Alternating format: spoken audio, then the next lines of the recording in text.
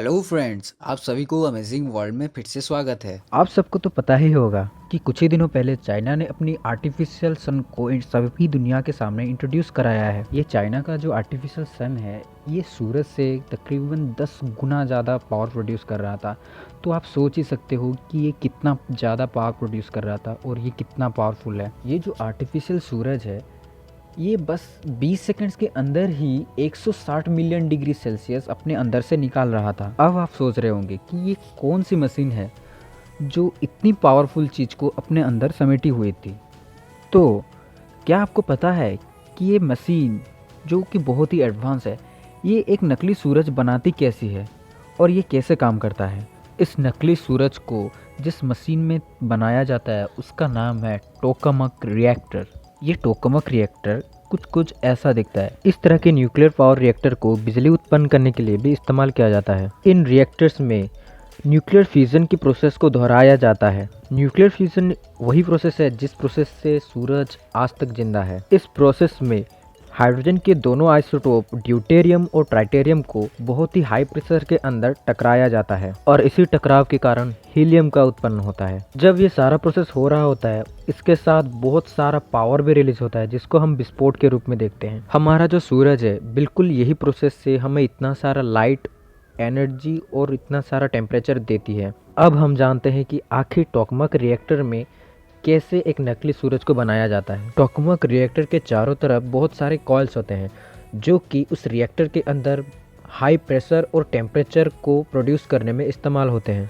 और इसी टेम्परेचर और प्रेशर के अंदर उस रिएक्टर में प्लाज्मा का एक बहुत बड़ा लेयर बन जाता है। अगर आपको पता नहीं है कि प्लाज्मा स्टेट क्या होता है तो आपकी जानकारी के लिए बता दें। प्लाज्मा स्टेट वही स्टेट है जिसके अंदर गैसेस बहुत ज़्यादा हीट हो जाते हैं और उनके अंदर बहुत ज़्यादा प्रेशर आ जाता है। प्लाज्मा स्टेट दिखने में कुछ ऐसा होता है। ये जो आप स्क्रीन में देख रहे हैं ना, ब्लू टाइप का दिख रहा है, वही होता है प्लाज्मा स्टेट। तो रिएक्टर के अंदर उसी प्लाज्मा स्टेट को बहुत टाइम तक रखा जाता है और उसके अंदर फ्यूल को डाला जाता है। आपके जानकारी के लिए बता दें, यहाँ फ्यूल में पेट्रोल, डीजल या और कुछ इस्तेमाल नहीं किया जाता। यहाँ फ्यूल में हाइड्रोजन के दोनों आइसोटोप्स ड्यूटेरियम और ट्राइटियम को यूज किया जाता है।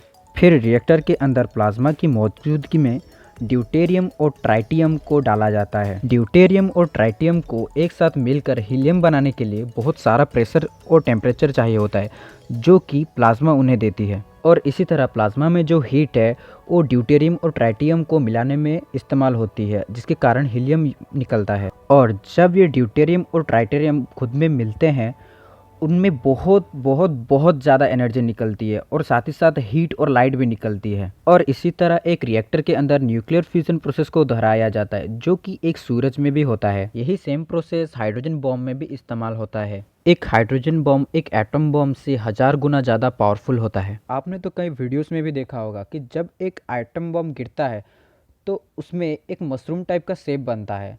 तो उसका जो डायमीटर है वो बस 2.5 किलोमीटर में ही फैला होता है, जबकि एक हाइड्रोजन में वो डायमीटर 16 किलोमीटर तक फैलता है। इससे आप अंदाज़ा लगा सकते हो कि एक हाइड्रोजन बम कितना पावरफुल है। हाइड्रोजन बम में एक अच्छी बात यह है कि ये एटम बम की तरह अल्फ़ा बीटा गामा रेस नहीं निकालता, जिसको हम रेडिएशन के नाम में भी जानते हैं। अब हम वापस आते हैं अपनी मेन टॉपिक पर। चाइना का जो ईस्ट टोकामक रिएक्टर था उसमें भी सेम न्यूक्लियर फ्यूजन की प्रोसेस को दोहराया गया था, जिसके कारण उस रिएक्टर के अंदर सूरज से तकरीबन 10 गुना ज़्यादा पावर प्रोड्यूस हो रहा था और टेम्परेचर 20 सेकंड्स के अंदर ही 160 मिलियन डिग्री सेल्सियस तक पहुंच गया था। और इसी के चलते उसका नाम आर्टिफिशियल सन रख दिया गया। उम्मीद करता हूँ कि वीडियो आपको बहुत अच्छी लगी होगी। अगर वीडियो अच्छी लगी हो तो वीडियो को लाइक करो और चैनल को सब्सक्राइब। Thank you friends.